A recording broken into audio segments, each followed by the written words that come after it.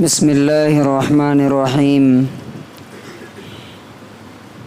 عن أبي إدريس الخولاني رحمه الله قال دخلت مسجد دمشق فإذا فتى براق الثنايا إلى آخر الحديث رواه مالک. حضرت ابو ادریس خولانی رحمۃ اللہ علیہ کہتے ہیں کہ میں دمشق کی مسجد میں گیا. یہ دمشق جو ہے ملک شام کا ایک شہر ہے، سیریا، جسے انگلش میں سیریا کہتے ہیں. کہتے ہیں کہ فَإِذَا فَتًى بَرَّاقُ الثَّنَايَا، میں نے دیکھا کہ ایک نوجوان ہے جس کا چہرہ چمک رہا ہے، کھلا ہوا ہے، برائٹ ہے. وَإِذَا النَّاسُ مَعَهُ، اور کچھ لوگ اس کے آس پاس بیٹھے ہوئے ہیں جیسے آپ لوگ بیٹھے ہیں. فَإِذَا اخْتَلَفُوا فِي شَيْءٍ، جب ان میں آپس میں کسی بات میں ڈفرینس آف اوپینین ہوتا، یعنی ایک آدمی کچھ کہتا دوسرا کچھ کہتا، تو اسندوا الیہ، وہ سارے لوگ اس نوجوان سے پوچھتے تھے کہ آپ کی رائے کیا ہے. وصدروا عن رأیہ، اور جب وہ اپنا اوپینین دیتا تھا، اپنی رائے دیتا تھا، تو سارے لوگ اپنی رائے اور اوپینین چھوڑ کر کے اس کی بات مان لیتے تھے.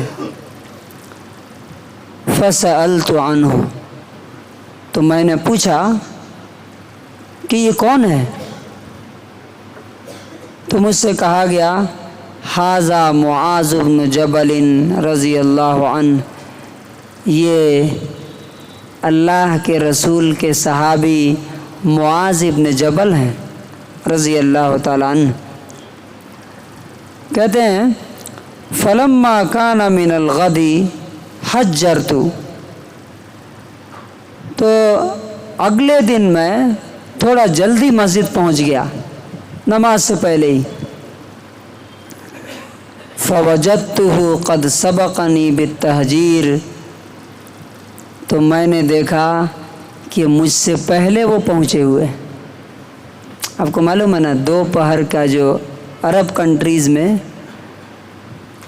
دوپہر کا جو وقت ہوتا ہے بڑا سخت ہوتا ہے، ٹمپریچر 45-50 ایسا رہتا. اس وقت مسجد میں پہلے جانا بہت مشکل کام ہوتا ہے. لیکن کہتے ہیں کہ میں جلدی گیا تھا لیکن مجھ سے جلدی وہ پہنچ گئے تھے. اور کیا کر رہے تھے؟ وَوَجَدْتُهُ يُصَلِّي، میں نے دیکھا کہ وہ نماز پڑھ رہے ہیں. فَانْتَظَرْتُهُ، تو میں نے تھوڑا ویٹ کیا، انتظار کیا. حَتَّى قَضَى صَلَاتَهُ، جب انہوں نے نماز کمپلیٹ کر لی. ثُمَّ جِئْتُهُ مِنْ قِبَلِ وَجْهِهِ، میں ان کے سامنے سے آیا اور کہا فَسَلَّمْتُ عَلَيْهِ، ان کو سلام کیا. ثُمَّ قُلْتُ، اور پھر کہا وَاللَّهِ إِنِّي لَأُحِبُّكَ لِلَّهِ، اللہ کی قسم میں اللہ کے لیے آپ سے محبت کرتا ہوں. انہوں نے کہا اللہ، واقعی اللہ کی قسم؟ تو میں نے کہا اللہ، اللہ کی قسم. تو انہوں نے 2 بار یہ ورڈ پوچھا. فَأَخَذَنِي بِحَبْوَةِ رِدَائِي، پھر میرے ایسا کپڑا پکڑ کر کے ایسے آگے کھینچا انہوں نے اور کہا ابشر، تمہیں گڈ نیوز ہو، تم خوش ہو جاؤ. کیوں؟ فَإِنِّي سَمِعْتُ رسول اللہ صلی اللہ علیہ وسلم، کیونکہ میں نے اللہ کے رسول صلی اللہ علیہ وسلم کو یہ کہتے ہوئے سنا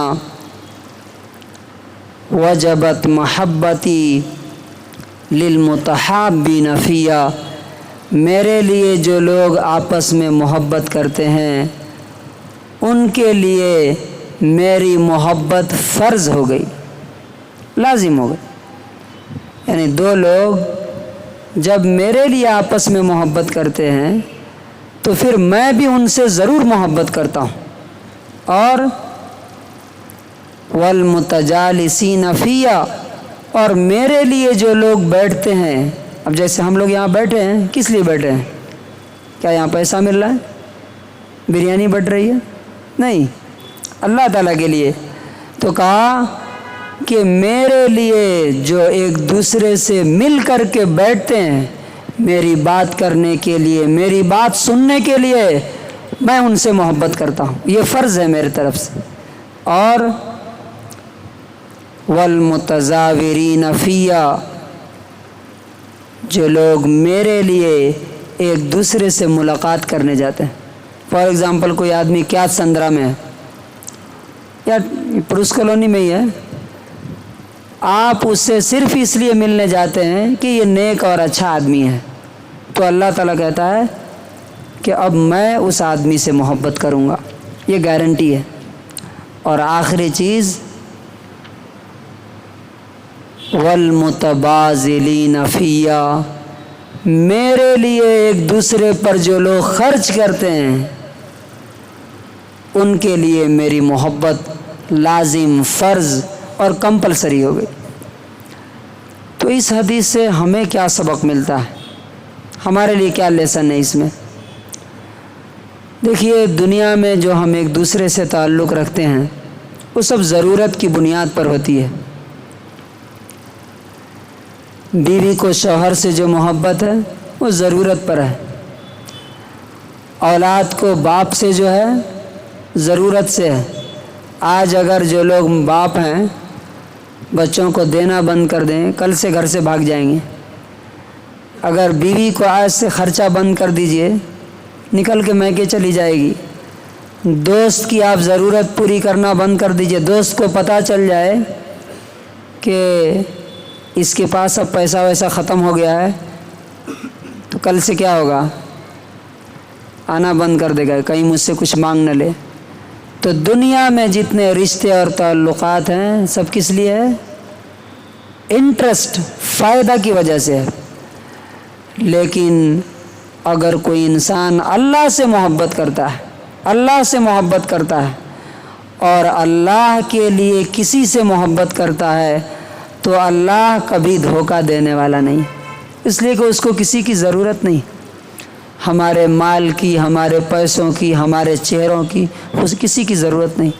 اس لیے اس حدیث سے جو ہمیں لیسن ملتا ہے، سبق ملتا ہے، وہ یہ کہ ہمیں ایک دوسرے سے محبت اس لیے کرنی چاہیے، کسی سے دوستی اس لیے کرنی چاہیے کہ وہ اللہ کا نیک بندہ ہے، اچھا انسان ہے، نمازی ہے، اللہ والا ہے، اس سے محبت کریں گے تو اللہ ہم سے محبت کرے گا، اور جب اللہ مجھ سے محبت کرے گا تو اللہ پھر کبھی نہ دنیا میں ہمیں اکیلا چھوڑے گا نہ آخرت میں اکیلا چھوڑے گا۔ میں نے کئی کیسز دیکھے، یہیں پہ سامنے ایک کیس ہے، ایک بیوی نے شوہر کو لات مار دیا۔ کیوں؟ شوہر سعودی میں تھا، پورے پیسے بھیجتا رہا، بیوی نے کیا کیا، اپنے نام سے گھر خرید لیا، پیسے سب اپنے نام سے جمع کر لیے۔ کچھ بیچارے بیوقوف لوگ محبت میں آ کے اپنی بیوی اور بچوں کے نام سے اپنی لائف میں پراپرٹی کر دیتے ہیں، ایسا ہوتا ہے۔ نتیجہ کیا ہوا؟ جب انہیں وہاں سے آئے، میں یہ اس لیے سنا رہا ہوں آپ کو کہ دنیا کی محبت ایسی ہے، ضرورت ہے تو ہے، ضرورت ختم ہو گئی تو محبت ختم ہو گئی۔